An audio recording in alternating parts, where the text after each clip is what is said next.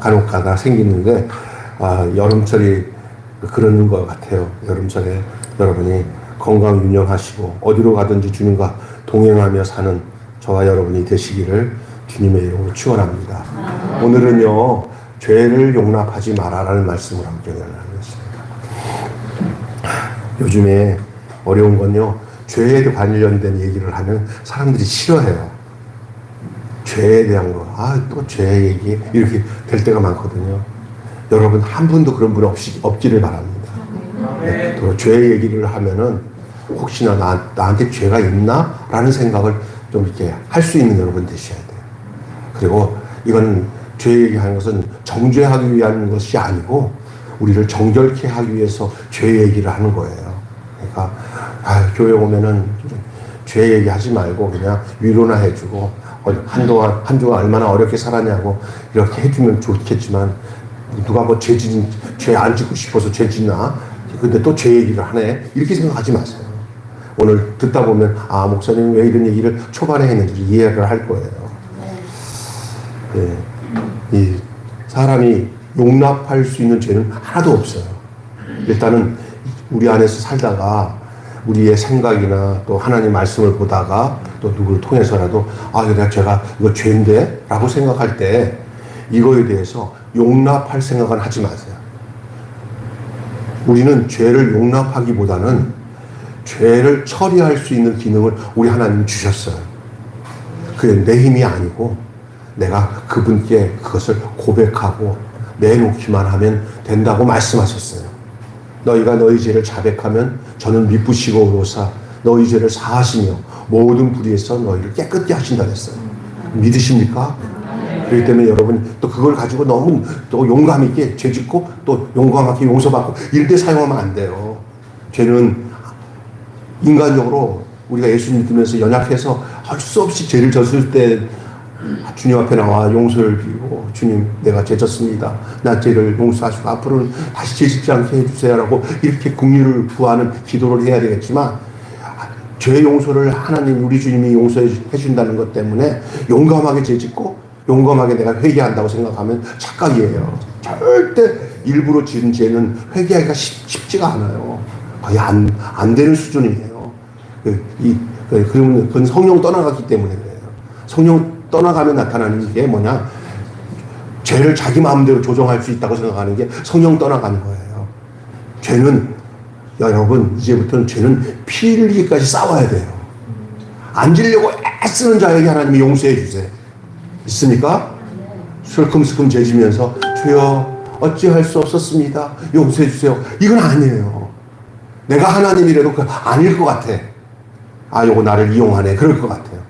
하나님 앞에 정말 진솔하게 이 땅에 살면서 깨닫는 죄마다 알아지는 죄마다 하나님 앞에 진솔하게 이렇게 고백하고 회개하는 것을 우리 하나님이 진짜 기뻐하시고요.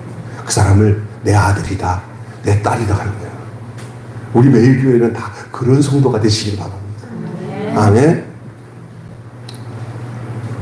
오늘 본문에는 시작할 때부터 좀 기분이 좀 찝찝한 내용이에요. 그게 뭐냐면 사도 바울이요, 이 고린도 교회 성도들 중에 음행죄를 저지른 사람이 있다는 소식을 들었어요. 그 음행죄의 내용이 어떤 거냐? 그것도 자기의 그 계모라고 그러는 아버지의 부인이니까 친모는 아니더라도 뭐 어머니가 돌아가셨든지 헤어져서 두 번째로 이렇게 또 그런 작은 엄마죠. 작은 엄마 계모. 이 계모와 함께 살고 있다는 사람, 이 소식을, 그것도 뭐 내가 보니까 교회 안에서 뭐 중직쯤 되는 사람이 뻐젓이 사람들이 다 알만한데 그 짓을 한 거예요. 네, 죄송합니다. 그 짓이라도 여러분, 그 짓은 그 짓이라고 해도 될 것 같아요. 사도 바울이 이 말을 듣고, 그 친구가 그랬어? 이런 거죠. 어떻게 그런 일이 있을 수 있어? 이런 얘기가 들은 거예요. 기가 막힌 거죠. 그것도 거룩한 교회 공동체 안에서 뻐젓이. 이런 추악한 죄악은 이방인들 중에서도 용납할 수 없는 것인데 라는 사실로 바울은 한탄을 합니다. 이럴 수가 있나? 더욱이 바울이 더 분노한 것은 그것이 아니에요. 이 그게보다 그 사람이 그런 죄를 저지른 거, 다시 말해서 계모와 함께 이제 사는 거예요.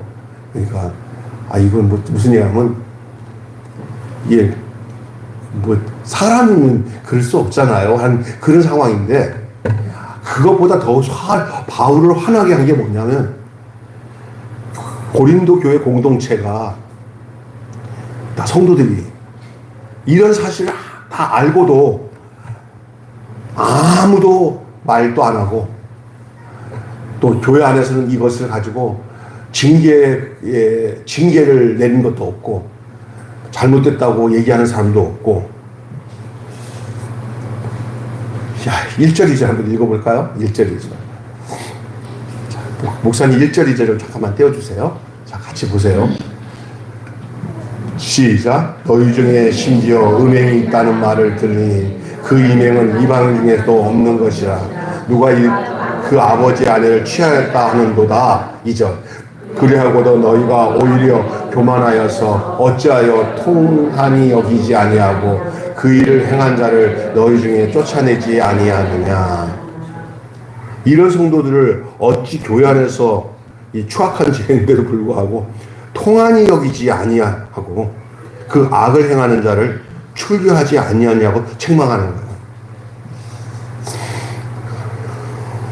이런 비슷한 일들이 오늘을 살아가는 교회들도 참 많이 있다 그러더라고요. 우리 교회는 조그만 교회니까 그런 것도 없고, 하나님 은혜로 이런 게 없는데, 정말 진짜 말하기도 어려운 일들, 이거보다 더한 일들이 요즘 주변에 제가 많이 듣고 있어요. 참. 그런데 웃기는 게 이런 현상과 비슷해요. 그냥 묵인하자. 참 기가 막힌 일이죠. 통한이 여긴. 여기 통한이 여긴다는 말은요, 죽은 자를 위하여 애통하다라는 뜻입니다. 죽은 자를 위하여. 다시 말하면 그리스도 안에서 형제인 성도 가운데 이런 끔찍한 죄를 지은 자가 있다는 것에 대해 사랑하는 사람이 죽었을 때 느끼는 감정을 가지고 느껴야 된다는 거예요. 하늘이 무너지는 것처럼 슬퍼하고 아파하고 이래야 되는데, 고린도 교회는 전혀 없어요.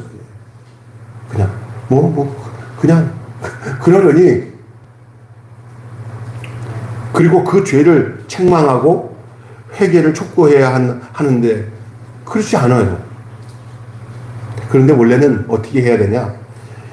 성경에 보면은 이런 죄를 졌으면 불러서 책망하고 회개를 촉구하고 빨리 그 삶을 정리해서 근신기간을 갖고, 일단 죄를 졌으니까 죄에 대한 어떤 기간 동안에 근신을 주고, 그리고 정리기간을 주고, 그래서 교회 성도들 앞에 내가 그동안 이렇게 잘못했습니다. 앞으로는 바르게 살겠습니다. 하고 이게 교회에서 일단 출교를 시켜서 해결을 하는 그런 일들이 진행이 돼야 돼요. 그래도 나는 그래도 교회에서 시키는 일을 안 하겠습니다. 난 이 계모와 살겠습니다. 나는 좋은 게 좋습니다. 교회법으로 뭘 하는 거 싫습니다.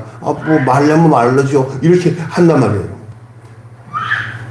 요즘은 그게 더 자연스러운 시대가 되었지만, 이 교회 아니면 저 교회도 있는데 하고 떠나지만은, 당시는 그렇지 않았습니다.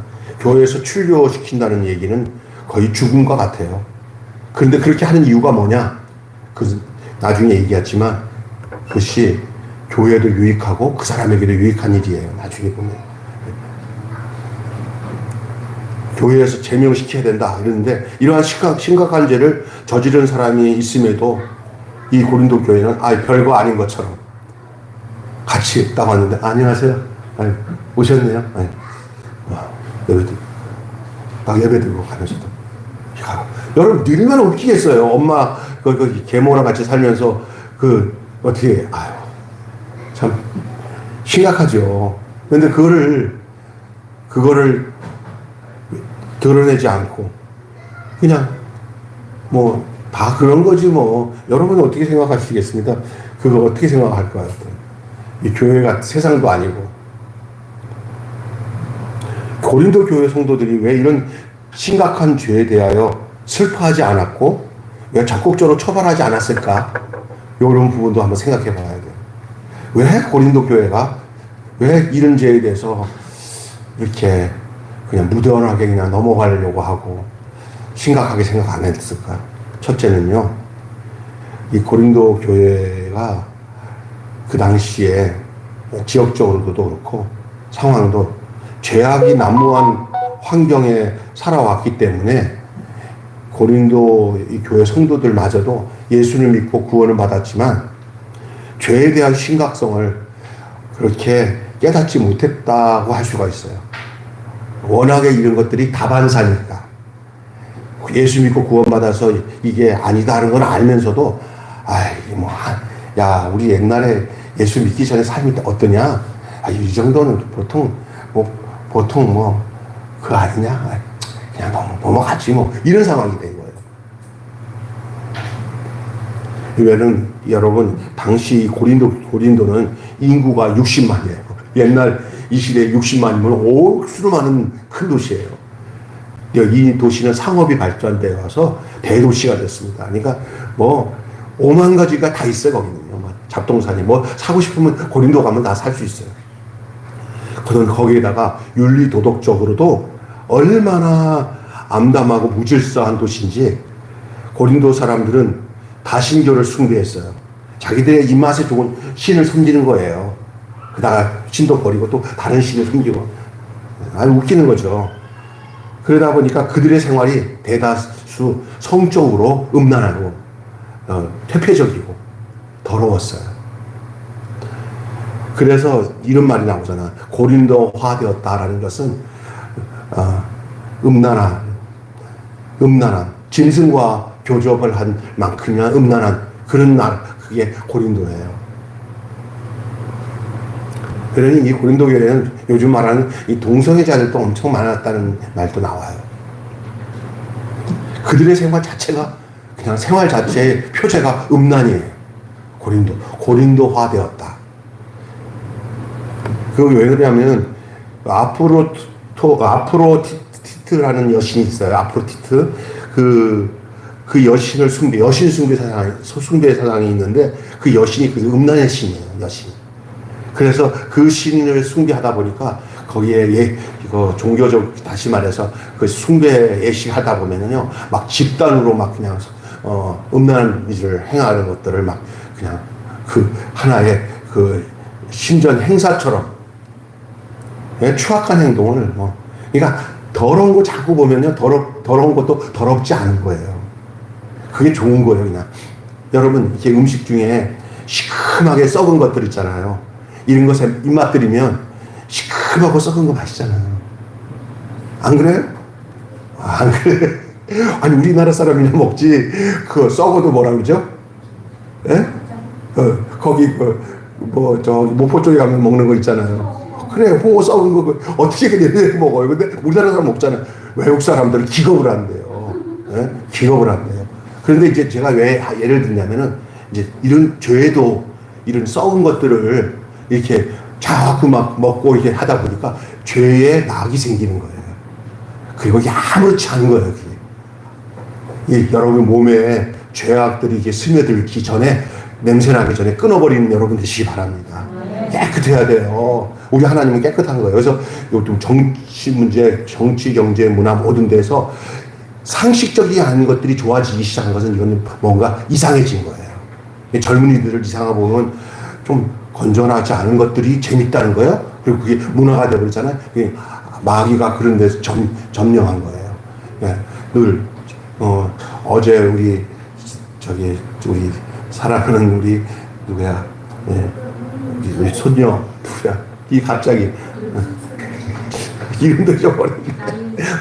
나윤이가 공주 시리즈 좀 보여달라고 해서 내가 이렇게 딱 공주 시리즈 보는데 너무 좋은 내용이 있어서 다 같이 앉아서 보는데 거기에 착하게 사는 사람들한테 막 복을 주고 악하게 사는 여자애들을 막 거기 징벌 받다가 정신 차려서 돌아오고 그런 내용이에요. 너무 재밌게 보는 거예요. 끝나고 난데 너는 어떻게 나랑 같이 얘기 좀 하자니까 다 알아. 아주 중요한 거예요. 이게 정상적인 걸 가르쳐야 돼. 뭐 텔레비 같은 것도 보면 이상한 것들 막 어린아이 때 보면요 그런 것 때 감지되면 아이들 뇌 같은 데도 마귀가 역사해요. 좋은 거 깨끗한 거 건전한 거 정상적인 거 할렐루야. 이게 중요한 거예요. 근데 이 지금 여기 고린도는 이제 완전히 음란이 막 그냥 생활화된 거예요. 음란이. 그러다 보니까 오늘 예수 믿어서 거듭나서 이제 교회를 만들어서 교회가 공동체가 됐는데도 불구하고 교회 안에 그 중직자가 옛날 생각을 잊어버리고 다 끊어야 되는데 뭐 예수 믿어도 우리 과거 생각하면은 뭐 아무것도 아니지 하고 그걸 널름 일상생활 속에 안 믿는 이방인들은요 막 그냥 이런 일이 다반사였어요. 근친상간도. 이 추악한 행동을 하던 이 고린도 지역의 상황이 아마 고린도에서 이런 일이 생겼지 않았나 하는 측측을 할 수가 있어요. 네. 타락함이 얼마나 심각했는지를 볼 수 있는 부분이에요. 바울이 이방인 중에서도 용납할 수 없는 추악한 죄라고 지적한 걸 보아서 분명히 죄인 줄을 알면서도 타락한 고린도 사람들의 생활과 비교해 보면은 계모와 사는 것이 큰 문제가 되겠느냐 하지만은 그러나 바울에게 있어서 이 문제에 대해서 바울이 고린도서에다가 써서 보낸 내용 중에 그것을 비통하다 아주 이런 표현을 할 정도로 하늘이 무너지는 것처럼 애통해야 하고 슬퍼할 일이라고 이렇게 표현하고 있는 거예요. 사실은 이게 거룩성에 대한 마지막 호소예요. 교회가 거룩해야 돼요. 제가 전에 여자 목사님 교회 안에 갑자기 부인 권사는 사라지고 어떤 이상한 여자를 데리고 왔더래, 안수 집사가. 그래서 뭐냐 그랬더니 살던 그 권사랑 도저히 살 수 없어서 이혼하고 내가 새로 만난 여자인데 교회 다녀도 되겠냐고. 서 목사님도 잘 아는 교회 목사님 나한테 상담을 하더라고요. 저 부처님. 그래서 제가 목사님 어떻게 해야겠습니까? 재력도 있고 사람 괜찮대요. 근데 그렇게 좋은 권사님이랑 성격 안 맞다고 이혼하고 그러는데 그 본교회를 또 새로운 여자 데리고 와서 있으니까 그 다른 여자들이 웅성웅성 하겠어 안 하겠어요? 그래도 교회 사랑한다고 난 다른 교회는 못 다니겠습니다. 이 교회 다니겠습니다. 하고 왔어. 네? 그러니까 나한테 얘기를 하길래 저는 그냥 강하게 징계하십시오. 교인들 전체에게 알려서 하시라고 얘기를 했어요. 그게 성경적인 것 같습니다. 그러면 그냥 교회 떠난대요. 그리고 거기 옆에 되게 큰 교회가 있대요. 되게 큰 교회가. 거기다가 한번 갔더니 언제든지 오시라고 그러더래요. 그 상황을 또 그 여자 목사님이 거기에 목사님도 잘 알아서 전화를 해서 이 상황을 다 얘기했는데 그냥 아무 대꾸 없이 이랬더니 딱 뭔가 호재가 있다고 생각하면서 성도 하나 또 좋은 성도 하나 한 가정 자기네 교회에 온다고 생각하는 그런 뉘앙스로 결국 갔어요. 그게. 그런데 나한테는 원망하더라고요. 목사님 이러더라고요. 하늘나라 봅시다. 나중을 봅시다. 그 큰 교회 하나님 앞에 가서 혼날 겁니다. 왔으면 징계해서 다시 가서 생활을 바꾸든지. 이미 마음이 정해져가지고 이혼해가지고 어느 교회를 갈 텐데 그냥 오늘 아는 그 총장했던 목사님은 나보고 잘못 얘기했다는 거예요. 받아들여야 된다는 거예요. 그래서 내가 그때서부터 그 총장님이 요거랑 다르구나 라는 생각을 했어 제가. 그래서 굉장히 취했는데 내가 그게 굉장히 아닌 거예요. 우리는 어떻게 보면은 굉장히 지혜로운 것 같아도 사람만이 관리하고 들어오는 것 때문에 이런 것에서 그 신앙의 그 정조라고 하는 것을 딱 굴복시키는 건 안 됩니다. 그죠? 저는 똑같은 그 여자 목사님 같은 똑같은 사람이 우리 교회에 왔다면은 저는 오늘 고린도 교회에 여기 바울이 지금 말하고 있는 그 비통함을 가지고 저는 일단은 미안하지만 저도 힘들지만 일단은 그 사람 살리기 위해서라도 출교시킬 겁니다. 그 사람이 떠나든 말든 그건 주인이 알아서 하시오. 여러분은 그럴 사람 하나도 없을 거라고 제가 하기 때문에 자신 있게 얘기하는 겁니다. 진짜야. 에휴. 여러분, 오늘날 우리 성도들도 세상 사람들의 생활과 비교하기 때문에 죄의 심각성을 절실히 깨닫지 못해요. 우리는 세상 사람과 다릅니다. 우리는 세상 사람과 다릅니다. 윤리와 신앙의 기준도 달라야 됩니다. 그렇지 않고 뭐하러 우리가 예수 믿고 여기까지 왔어요. 세상 사람과 똑같이 생각하는 죄에 대한 심각성을 전혀 다른 개념으로 우리는 바라봐야 돼요. 우리는 죽을 것 같이 생각해야지만 그 사람들은 먹고 마시는 게 죄잖아요. 여러분, 세상 사람들 특별히 보세요. 여러분 잘 알잖아요. 아직까지도 가까이 세상 사람이 남편도 있고 뭐 자식도 있을 수 있어요. 보세요. 솔직히 말해서 우리랑 달라요. 확실히 그리스도 안에 들어오기 전까지는 죄와 관련된 윤리의식이 다를 수밖에 없어요. 먹고 마시고 약간의 이제 믿는 가정에 있으니까 영향력이 있어서 조금 이제 강한 쪽으로 끌려가는 거죠. 내가 약하면 내가 그쪽으로 끌려가고 그쪽이 약하면 난 강한 내 쪽으로 끌려올 수도 있겠죠. 죄의 심각성을 절실하게 깨닫지 못하는 시대 속에 살아가고 있어요. 이때 우리가 우리 정체성을 찾아야 됩니다. 세상에는 수십억씩 남는 돈을 횡령하는 사람이 있다 보니까 어떤 성도들은 몇백만 원 뇌물을 받거나 탈세를 해도 별 죄책감을 느끼지 못하는 이유가 세상 사람들 다 그런데 죄송하지만 심지어 이렇게 죄 짓는 거에 대해서 아주 능숙한 사람이 우리나라에서 제일 높은 사람 되고 그러잖아요. 솔직히 그런 거예요. 그러니까 이제 보편적으로 어떤 법원에 누가 애들이 끌려갔는데 그러더래요. 자기 법원에 진행하는 거를 누구처럼 해달라고. 대통령처럼 해달라고. 그러니까 법하는 사람이 대통령은 사면이 다 된 사람이라고. 그러니까 정말 이런 게 불공평하지 않냐고 그런 얘기를 하는 거예요. 이런 시대 속에 살아가요. 그러니까. 그래도 세상은 통해요. 세상이니까. 그러나 교회가 세상과 똑같을 수도 없어요. 교회는 누가 통치하는 곳이에요?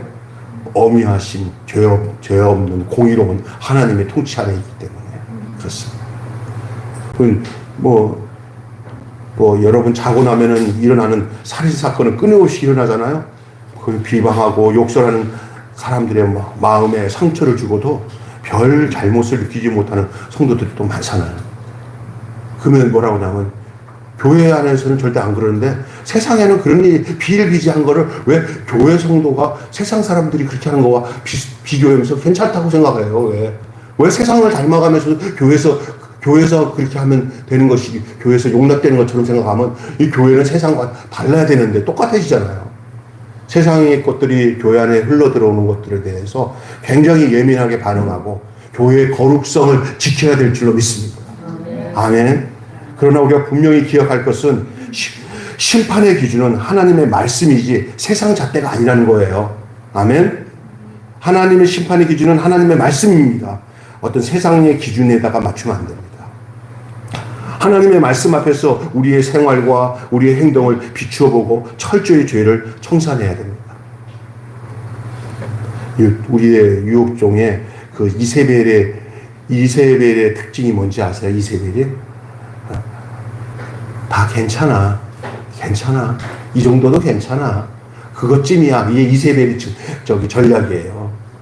그래서 성경은 아닌 것은 아니라 하고 그렇다는 것은 그렇다 하라. 그렇죠. 그것을 넘어가면은 다 죄에서 온다 그랬어요. 이런 걸 강조하면 대부분 어떤 줄 알아요? 은혜롭지 못하고 율법적이라고 이렇게 또 공격하는 사람들이 있는데 왜 그래요? 그런 것에다가 율법을 적용하는 거 아니에요. 죄는 죄예요. 우리 하나님 싫어하는 건 당연한 거예요. 죄 짓는 것에 대해서는 죄 안 지으려고 노력도 해야 되지만 죄를 졌어도 그 죄 문제에 대해서는 주님께서 해결해 주시겠다고 아까 초반에 다 했잖아요. 약속이 있잖아요. 예수님 앞에 내놓고 진솔하게 다시는 그 잘못된 죄를 저지르지 않겠다고 삶을 돌이키는 게 회개인 줄로 믿습니다. 둘째, 고린도 교회에 파벌 싸움과 관련되어 있다고 봐요. 성도들이 서로 바울파, 아볼로파 이렇게 경쟁하다 보니까 이제 이 사람이 지금 내가 보면 교회 안에서 중요한 위치에 있는데 파벌 싸움하는 쪽에서 자기들에게 필요한 거야. 그러니까 그래서 전체적으로 우리가 필요하니까 이 사람이 지은 죄에 대해서 그냥 묵과시키고 이렇게 더 강하게 묵과시키는 쪽의 사람이 나는 더 내 계모라 같이 사는 것에 대해서 더 포용적이고 더 이걸 인정해주는 쪽으로 내가 갈래 그랬더니 우리가 더 좋게 이거 아주 대우를 받아. 대우를 파벌 사이에서 이 죄를 짓는 것을 이 파벌들이 힘을 더 끌어들이기 위해서 더 용서를 크게 해주니까 아주 서로가 이 파벌들이 나서서 이건 잘못했다고 얘기하는 게 아니라 자기들의 파벌을 키우기 위해서 이 죄진 것들을 더 크게 용납해주는 그런 환경에 있었다는 거예요. 이게 그래서 어떤 사람이 말했는지 몰라요. 괜찮아. 이제 위로하는 측면에서 친엄마도 아닌데 괜찮아. 그리고 당신이 아버지랑 헤어졌다며. 그럼 괜찮아. 이런 식으로 말도 안 했는데 자기들이 먼저 그냥 더 이렇게 위로하면서 접근하는 거예요. 뭐라고? 신기한 거예요. 큰 문제 되지 않을 거야. 걱정하지 마. 도리어. 우리가 다 이해하고 있으니까, 우리 표만 되면 아무 문제가 없어. 이런 식으로. 여러분, 이 큰 모임 단체 안에는 이런 괴상망측한 파벌들이 이런 생각 가지고 이런 결과를 만들어낸다니까요. 하나님 말씀이 주장하는 것이 아니라 어떤 인간의 힘이 주장하는 이런 곳에서 점점 이것은 독버섯처럼 죄는 자라나게 되는 거예요. 파벌 싸움에 혈안된 사람들에게 중요한 것은 자기 세력을 넓히는 것이지 교회의 거룩함을 지키는 것은 그리 중요하지 않았던 거예요. 여러분, 우리 교회가 크든 작든 말이에요. 교회는 거룩함을 지키는 것이 우리의 모든 것에 최우선이 돼야 됩니다. 아멘? 그러면 교회는 버림을 받는 거예요. 하나님께 버림받지 않는 교회가 크든 작든 하나님께 버림받지 않는 교회는 어떤 교회냐? 거룩함을 최고로 여기는 거예요. 다른 어떤 것보다. 특별히 우리 성결교회는 성결이라는 말이 뭐예요? 거룩하고 깨끗한 거예요. 생각부터, 영부터, 영혼도 그렇고 육신도 그렇고 깨끗해요. 오늘날 어떤 안타까운들이 가끔가다 있어요. 성도라고 하는 사람이 불법적으로 이혼하고 탐욕에 사로잡혀 가는데 아무도 그를 죄악으로 지적하지 않는다는 거예요. 그런 개인의 문제. 교회 안에서 어떤 가정이나 이렇게 문제가 생겼을 때 이건 아닌데 하고 얘기를 그럼 개인 문제야. 둘이 알아서 할 문제인데 왜 교회에서 나왔던 이거 큰일이에요. 아니에요. 가정이 건강한 가정들이 모여서 교회가 되는 거 아니에요. 근데 그거에 대해서 손대라고 한다는 것은 이건 교회가 교회로서의 기능을 상실하는 거예요. 그리고 대부분 겁나는 거예요. 어느 목사님, 제 선배 목사들, 김 목사, 지난주에 내 가정이 교회를 막 들쑥들쑥했어. 그러니까 내가 이거 이혼하는 문제 가지고 설교를 했는데 상당히 교회에 이혼하는 사람이 많아가지고 아내까지 와가지고 당신 그런 설교 하지 마라 그러는데 그럼 무슨 설교를 앞으로 할까 하는 걱정이 들더라고. 그러더래 그 목사님이. 훌륭한 목사님인데 이럴 때 우리가 어떻게 해야 되나. 정말 여러분 목사 힘들어요. 정말요. 그냥 상처 안 받는 수준에서만 설교해달라는 거예요. 복음인지 이게 참인지 이런 거 필요 없어. 그 구렁이 담 넘어가는 식으로 해주면 교회는 평안할 거라는 거예요. 아무리 여러분 크고 비싸게 만든 배라고 하더라도 배에 구멍이 나서 배에 물이 들어오면 그 배는 쓸모없어요. 아무리 많은 사람들이 모인 웅장한 건물을 가진 교회라고 하더라도 죄악이 그냥 그 안에 스물스물 들어와갖고 그냥 세상인지 교회인지 구분이 안 된다고 한다면 더 이상 교회로서의 가치는 없다는 사실을 믿으시기 바랍니다. 사랑하는 성도 여러분, 사랑하는 가족을 잃어본 적이 있어요? 아니면 그 일을 당하면서 슬퍼하는 분들을 본 적이 있어요? 동생이나 누나나 형제 간에 누가 먼저 죽었을 때 상처를 다 한 번씩 본 적도 있고 자기가 경험한 사람들이 있을 거예요. 그들이 말할 수 없이 슬퍼하며 실신하게까지 넘어지며 통곡하며 목이 다 쉬어질 정도로 고래고래 소리지며 아파하는 거 본 적이 있어요. 그럼 그걸 경험해 보신 분도 있을 거예요. 생각만 해도 시간이 지나서 이제 다 잊어졌지만, 여러분, 우리가 죄에 대하여 어떤 마음을 가져야 되냐면 바로 그런 모습을 가져야 돼요. 이런 것에 대한 애통하는 마음이 있어야 될 줄로 믿습니다. 나의 사랑하는 형제가 죄에 빠져서 지옥으로 가고 잘못되어 있는데 그것에 대해서 괜찮아 이렇게 되면 안 돼요. 태어날 수가 있겠습니까? 통곡해야 돼. 통곡. 책망해야죠. 안 된다고 말을 해야죠. 돌이켜야 된다고 말을 해야죠. 그건 교회의 참된 기능이 아니겠습니까? 이것은요, 어떤 면에서는요, 그 사람 얼마나 괴롭겠어. 아유, 자기도 그게 그러고 싶어서 그러겠어. 그런데 죄에 물려서 저렇게 됐으니 이러지도 못하고 저러지도 못하는데 그 사람 또 그렇게 하면 교회가 그 사람한테 상처 주는. 아니, 지금 이거를 그 사람에게 상처 주는 문제가 아니에요. 그 사람을 살리는 문제인 줄 믿습니다. 아멘. 되든 안 되든 해야 돼요. 그래서 고린도 교회에서 이 음행한 자를 반드시 징계하는 것은 그 이유가 그 악을 행한, 그 음행을 행한 사람을 위해서 징계를 하는 거예요. 본문 오늘 5절을 보시면 알겠지만 이렇게 얘기해요. 이런 자를 사탄에게 내어줬으니 이는 육신을 멸하고 영은 주 예수의 날에 구원을 받게 하려게 함이라. 이렇게 나오는데, 육신은 멸하고 영은 주의 날에 구원을 얻게 한다, 이 말이 나오잖아요. 초대교회 성도들은 교회는 주님이 다스리는 보호하는 곳으로 이렇게 인식을 했잖아요. 그 교회 밖은 예수 그리스도의 지배 밖에 떠난 사탄의 영역으로 여겼어요. 참 그 당시는 그랬어요. 지금은 이게 더 희미해져서 참 더 어려운 시대를 살아가요, 우리가. 그때는 당연히 그게 통했어요. 그래서 그들을 출교시킴으로 인해서 정신 차리게 해가지고 그런 삶을 그런 삶을 정리해서 빨리 해결시키는 방식이 바로 교회에서 출교시키는 거예요. 출교시키면 죽는 듯한 모습으로 나가요. 그래서 완전히 출교됐다는 것에서 다시 교회를 돌이키면 사는 거고, 안 돌이키면 버린 사람으로 되어지는 거예요. 요즘은 그렇지 않죠. 출교시키면 아유 잘됐다, 우리 좋은 교회 골라보자, 그렇게 가죠. 그러나 그거는 형식적으로는 아닌 것 같아도 하나님 나라 측면에서 볼 때는 이미 끝난 거예요. 그래도 이 잘못된 자기가 음행을 하고 잘못한 죄에 대해서 그걸 제대로 해결해서 회개하고 돌아오는 길로 돌아오는 게 이게 확률적으로는 되게 적어요. 예? 되게 적어요. 그러나 교회는 그 기능을 해야 돼요. 그 여자 목사님으로서 김양재 목사님이라고 하는 분이 있어요. 그 교회 동성애자 애들이 이렇게 정말 자기 고백을 하고 난 동성애자입니다 하고 어느 정도 돌이키다가 김양재 목사가 놀라운 걸 느꼈는데, 마귀의 관성의 법칙인가? 마귀의 끄집어내는 일은 이게 보통이 아니라는 거예요.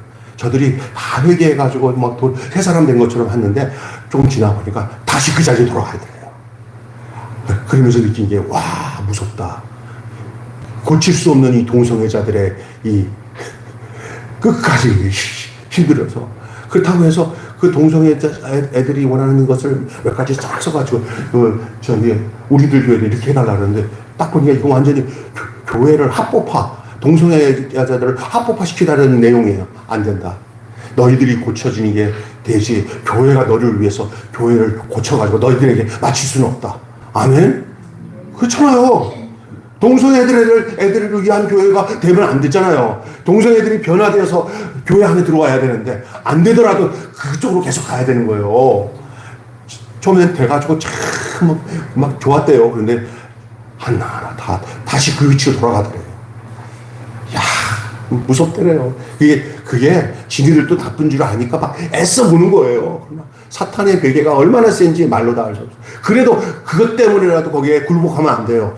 은행, 한두 명이야. 이제 받아들이기 시작하면 교회 전체가 막 그냥 은행 바다가 되는 거예요. 믿습니까? 그럼 교회 거룩성은 상실되는 거예요. 믿습니까?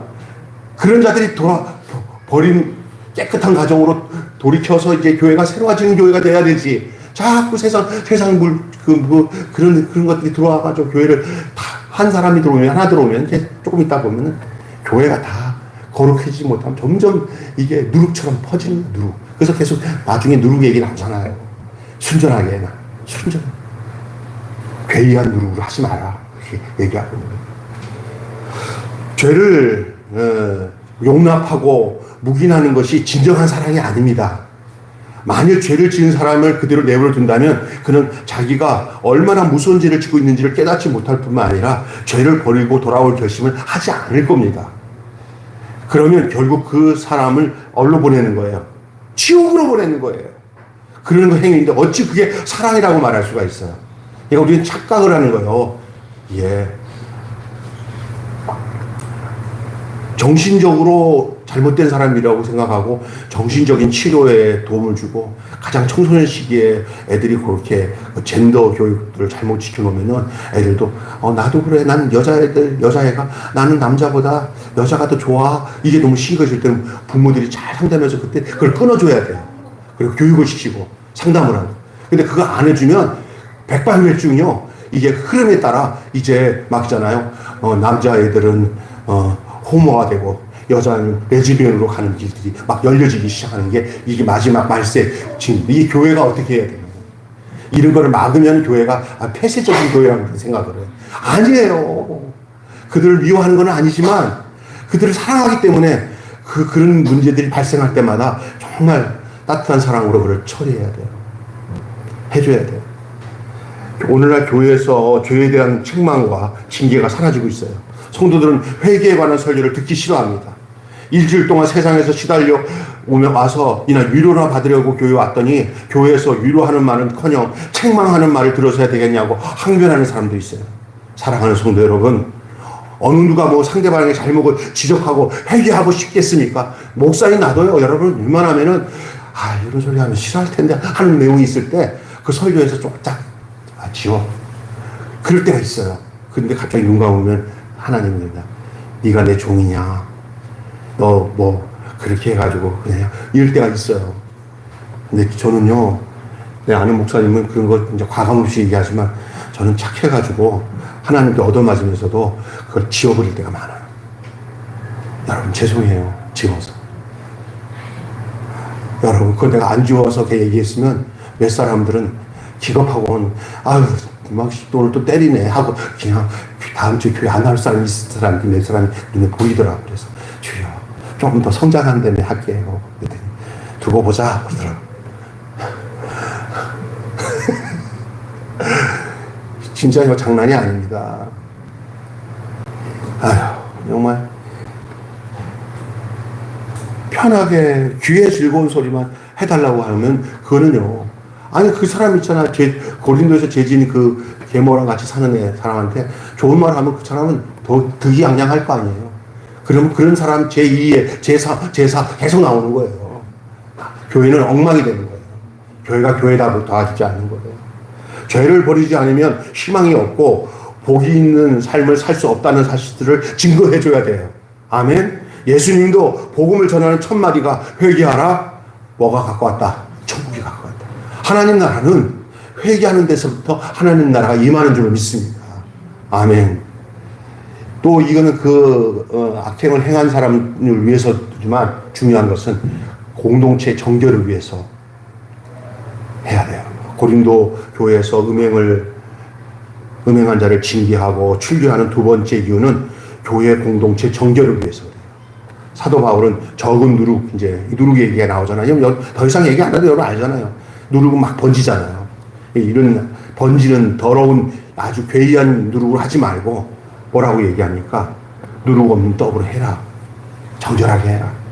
여러분 민수기에서 여러분 잘 아는 만나와 메추라기 이야기에서 이게 이제 메추라기를 거두는 일이 나오잖아요. 그때 이게 메추라기를 더 많이 거두고 그때는 안 거둬야 되는 걸 더 거두고 막 거기서 썩어가지고 거기서 전염이 돼가지고 막 탐욕의 무덤이 돼가지고 다 죽잖아요. 그때 어떤 일이 있었냐면요.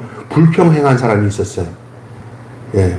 이게 백성들이 고기를 먹기도 전에 하나님께 받은 많은 그 사람들이 재앙을 내려서 탐욕을 부린 자가 죽게 되는데 그곳을 이름을 탐욕의 무덤이라고 해서 길브롯 핫다해라고 부르잖아요.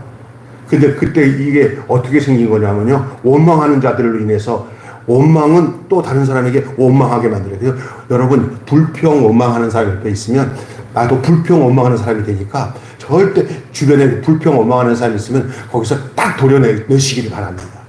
아멘. 이게 전염이 돼요. 전염. 그래갖고 여기 탐욕의 무덤이 되잖아요.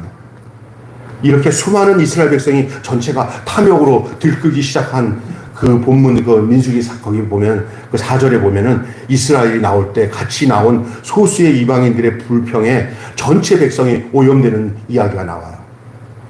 죄는 이와 같이 따라서 합시다. 죄는 전염된다. 여러분, 죄가 전염 안 되는 줄 알죠? 죄는 전염이 돼요. 이렇게, 계모가 사는 것들이 용납되면 그것이 또 전염이 되고요. 불평불만하는 사람들 옆에 두고 있으면 나도 모르게 불평불만의 죄가 막 번지기 시작하는 거예요. 그래서 교회가 시험 들기 시작하면요. 여기저기 막 정신없어요. 막 그냥. 막 여기. 안 나오던 소리도 나오고 막 하면서 누가 제어할 힘이 없어요. 제가 그런 교회 봤어요. 주변에. 그러니까 조금 있다가 쫙 세 분 열로 가늘어지면서 막 교회가 엉망이지. 마귀가 다 내가 심어놓은 것들이 막 전염시킨다? 이렇게 돼버린 거예요. 이게 뭐 단속해야 돼요? 입단속하면서 그거보다 더 중요한 것은 정결함을 각자의 심령에 죄짓지 않은 죄의 탐욕과 이런 죄들을 이거를 정리를 하는 일이 중요한 줄 믿습니다. 결론 맺고 마칠게요. 다시 얘기합니다. 죄는 전염성을 갖는다. 아멘. 작은 죄라도 방치하면 교회 전체를 오염시키기 때문에 교회의 정결을 지키기 위해 교회 안의 죄는 절대 용납되어서는 안 된다는 사실이에요. 아멘. 바울은 오늘 본문 7절 8절 한번 보고 마치겠습니다. 이제 끝납니다. 7절 8절 시작. 같이 읽겠습니다. 시작. 묵은 누룩을 내어버리라. 우리의 유월절 양 곧 그리스도께서 희생되었느니라. 8절. 그러므로 우리가 명절을 지키되 묵은 누룩으로 말고 악하고 악이 찬 누룩으로도 말고 누룩 없이 순전함으로 진실함의 떡으로 하자. 아멘. 여기서 예수 그리스도께서 우리의 죄를 위해서 십자가에 죽으심으로 누룩 곧 죄를 씻음을 받았고 거룩하고 정결한 성도가 되었어요. 우리가 순전하고 거룩한 떡이 되었어요. 할렐루야. 그러므로 우리는 과거의 묵은 누룩과 죄의 생활과 습관을 벗어버리고 완전히 버리고 순전하고 진실한 누룩 없는 성도와 교회가 되어야 될 줄로 믿습니다. 교회의 가장 우선은 교회의 거룩성입니다. 교회의 물량적으로 교회가 크고 뭐 작고 아름답고 높고 이런 거 아니에요. 제일 우선이 교회의 거룩성입니다. 순전함, 죄를 용납하지 아니하는 공동체 성도들의 동일한 마음, 그것이 성령님이 함께 하시는 유일한 근거가 되는 거예요. 안 그러면 완전히 자기들 착각에 빠지는 것이죠. 자기들은 교회라고 생각하지만 주님은 고개 돌린 교회. 여러분, 이렇게 함부로 얘기하면 죄송하지만 하나님 주님께서 이미 고개 돌린 교회들이 많아요. 우리 교회는 주님이 주시해 보이면서 어머나 우리를 그냥 새 불꽃이 다 쳐다볼 수 있는 주님의 고개를 돌릴 수 없는 교회가 되시기를 주님의 이름으로 축원합니다. 기도하겠습니다. 다 같이 합심해서 통성으로 1분 동안 말씀을 붙들고 기도하겠습니다. 죄를 용납하지 않는 거룩한 교회 되게 해달라고 기도하십시오. 우리의 가정, 자녀들도 이렇게 거룩성을 지킬 수 있도록 하나님 인도해달라고 기도하십시오. 목회자서부터 온 성도들이 거룩한 교회가 되게, 성결한 교회가 되게 해달라고 기도하십시오. 다 같이 기도합니다. 거룩하신 자비로우신 아버지 하나님, 오늘 말씀을 통해서 우리가 하나님 아버지 순결한 교회가 되게 하여 주시옵소서. 순결한 교회가 되게 하시고 순결한 성도가 되게 하여 주시옵소서. 하나님 아버지, 하나님 누구를 탓하는 것이 아닙니다. 이제는 나 자신, 내 자신과 우리 교회를 아버지 하나님 먼저 순결하게 주님 앞에, 혹시나 우리가 또 허물과 죄가 발견되어졌을 때 주님을 먼저 찾고 주님 앞에 진솔하게 엎드릴 수 있는 자 되게 하여 주시옵소서. 주님, 우리를 정결케 하여 주시옵소서. 우리를 성결하게 하여 주시옵소서. 우리 힘으로 안 될 때는 우리가 할 수 없음을 고백하며 주님의 긍휼과 사랑을, 주의 긍휼과 사랑을 구할 수 있는 저희들 되게 하여 주시옵시고, 주님 십자가에 흘리신 보배로운 피가 오늘도 우리 가운데서 역사함으로 우리가 성령의 능력으로 거룩하여지고 새로워지는 역사를 아버지 하나님 체험하며 살아가는 날마다의 삶이 되게 하여 주셔서 악과 죄와 세상의 음란과 피를 흘리기까지 싸울 수 있도록 우리의 마음에 선한 양심을 주시옵소서. 정결한 마음을 주시옵소서. 깨끗한 마음을 주시옵소서. 거룩한 마음을 부어 주시옵소서. 교회의 가장 중요한 것은 양적인 것이 아니고 사랑관계 속에서 뭔가 이 세상에서 드러내는 것이 아니라 바로 우리 주님이 보시기에 정결한 상태가 교회의 목적인 것을 알게 하시고 우리가 그렇게 살아갈 수 있도록 저희 매일교회에 함께하여 주시옵소서. 우리 주 예수님의 이름으로 기도하옵나이다. 아멘. 하나님 아버지, 우리 매일교회가 정결한 교회가 되게 하여 주시옵소서. 혹시나 우리 안에 죄가 들어왔을 때 자발적으로 주님 앞에 나의 죄를 고백할 수 있고, 그리고 정결함에 우리의 모든 것을 맡길 수 있는 거룩하신 순전하신 주님 안에서만이 내가 살 수밖에 없다는 그 진정한 믿음과 고백이 있는 교회가 되게 하여 주시옵소서. 그냥 슬그머적 그냥 죄를 져도 신앙생활하는데 별 문제가 없고 천국 가는데 문제가 없다고 생각하는 잘못된 생각이 사탄이 들 생각인 걸 알게 하여 주시옵시고, 절대 조금이라도 죄가 내게 들어왔을 때 용납하지 아니하는 마음을 허락하여 주시옵시고, 교회 안에 이러한 진짜 문제거리가 생겼을 때는 교회 전체가 이 문제에 대해서 거룩성을 드러낼 수 있는 그 교회가 될 수 있도록 우리 하나님께서 보존하시고 인도해 주시옵소서. 우리 주 예수님의 이름으로 기도하옵나이다.